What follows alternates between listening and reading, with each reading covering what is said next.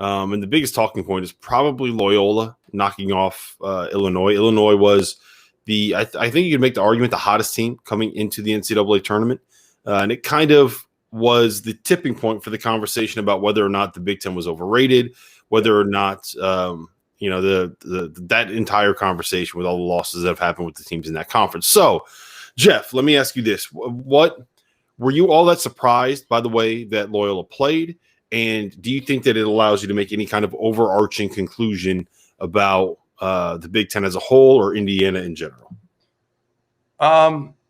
Listen, I was a little surprised that Illinois didn't go on a run and at least make it a game. That's what I was surprised about. At no point did it ever feel like Illinois had a shot of really coming back. They never put actual game pressure on Loyola. And again, we said it all year, Rob, and you started it earlier than anybody probably in the damn country. You said, it's all about matchups with Kofi defensively in the ball screen. And to be honest, they dropped them, and they never made adjustments. They never tried to – and the adjustment might have been just taking Kofi off the floor and just saying, we can't win with Kofi right now. Yes, he's scoring points in the post, but he's absolutely killing us defensively. And I thought it was Kofi. It was Io. He wasn't good defensively either. But again, it's just, part of it to me, watching Kofi in person, I think it's a little bit different when you see it on TV and in person is he's a specimen, a physical specimen, but his instincts and obviously his speed is slow. He's always a step slow, it feels like, getting over there, whether it's for blocking shots or help, whatever it is. He looks slow. And he really looked slow yesterday against Cam Krutwig. Yeah, I think the credit should go to Porter Moser more than anything else. No question. Kofi, we know what Kofi's limitations are, right? Everybody on the planet knows what Kofi's limitations are. And I thought that over the course, the last 6 weeks, he had gotten better. It's not like he was when he was a freshman, he was a train wreck defensively. Earlier on this season, he was still working through some things.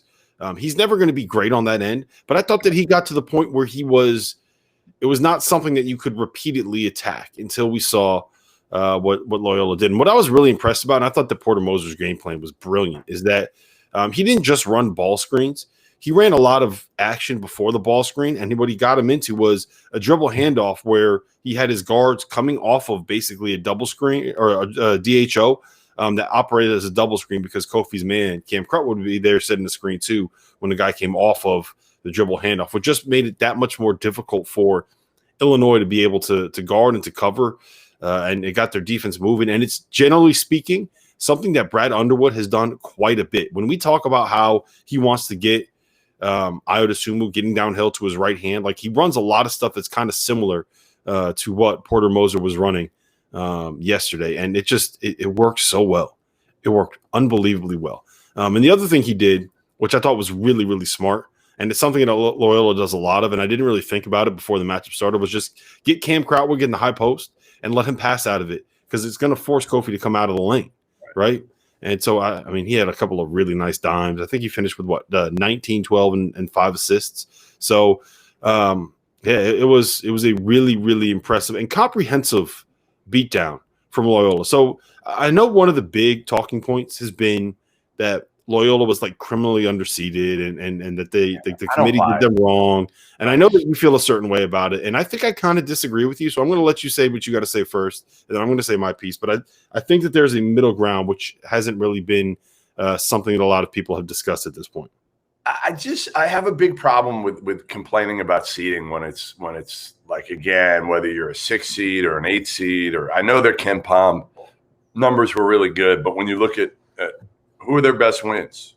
Rob, tell me their best wins this year. They didn't have good wins. They lost to Wisconsin, they lost to Richmond. They lost to they had it was Drake, and then I think there was one more that I'm blanking on. But their best win was basically Indiana Drake. State. Indiana State, yeah, was the fourth. So their best win was who? It was Drake, wasn't it? And Drake two times. And who did Drake not have in both of those matchups? Yeah, they didn't have their best players. And the first matchup was the game after they lost Tank. Okay, right away, game after. I just, again, I have a hard time being like, well, they beat Illinois. They were underseeded. Like, come on, like, really look at their resume. And again, to me, you're picking apart stuff that doesn't need to be picked apart, because really the difference between them and whoever got the 6th seed was so minimal anyway. Yes, whoever got the 6th seed, I don't even know who all it was right now. USC, Colorado. Colorado got the 6th seed? No, they got 5. BYU, San Diego State, Texas Tech. Like, Texas Tech obviously had better wins. It's not even close. They were in the Big 12. They had better opportunities. Just easy to say after you watch them beat Illinois. So I have a hard time again this year when you could throw all these teams' resumes in a hat and say they were criminally underseeded or overseeded or whatever. Like, who cares? Yeah, you're right that there's a lot of confirmation bias here, because everybody was waiting to be able to jump on the NCAA to be able to say, like, you got Loyola wrong because of where they are in the metrics. And to a point, I agree. Like, so they were top 10 in KenPom and top 15 in the net heading into Selection Sunday. And I don't think that means that they should have been like a 3 seed. But I do think that if you look at their resume versus what someone like a San Diego State did, whose best win was Utah State on a neutral, who beat UCLA at home, and beyond that had a bunch of like wins against the good teams in their league that have proven to really not be all that good. I think that you can make a very, very strong case that Loyola has a better profile overall than what San Diego State had. And the fact that they were an 8 and San Diego State was a 6 in the same. Okay, they're 4 losses. Let's do this then. Let's do this. I think they had 4 losses all year. BYU in the tournament. But, okay, you're right. But I don't want to compare their resume.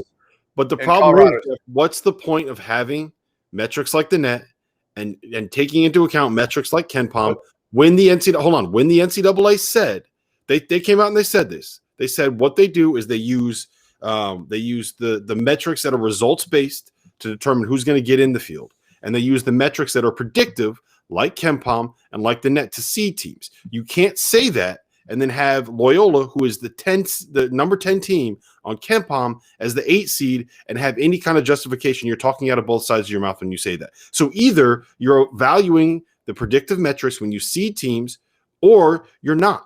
And what they did, what they said they were, and then they had Loyola, who was number 10 on KenPom, as the 8 seed.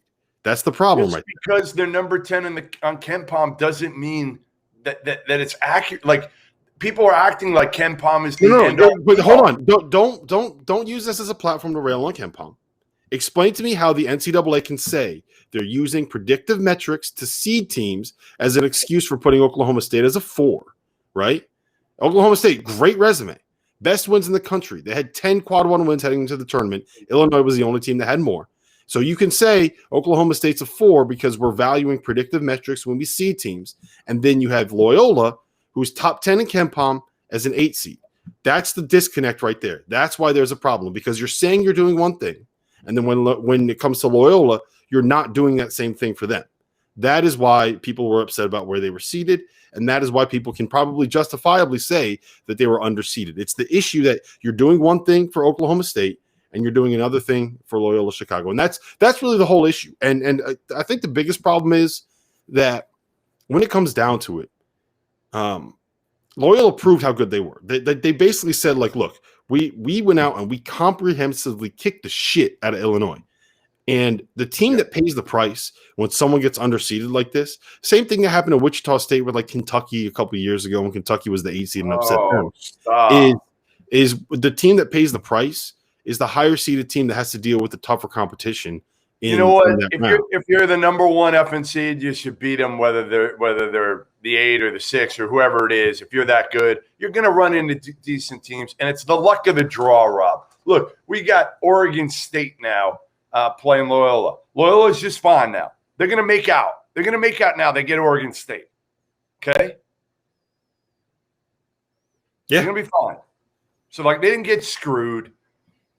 Like, enough. Let's move on. Who cares? It wasn't Loyola necessarily that really got screwed, right? It was. Oh, but Illinois. But if you're that good, you don't complain. Whoever you're going to get in that 8-9 game, they're all about the same. It's matchups. They drew a tough matchup with Cam Crowley. They did, and it was a tougher matchup than they should have drawn because the NCAA put a team that is top 10 on KenPom and the number 8 seed. So fucking tired of this.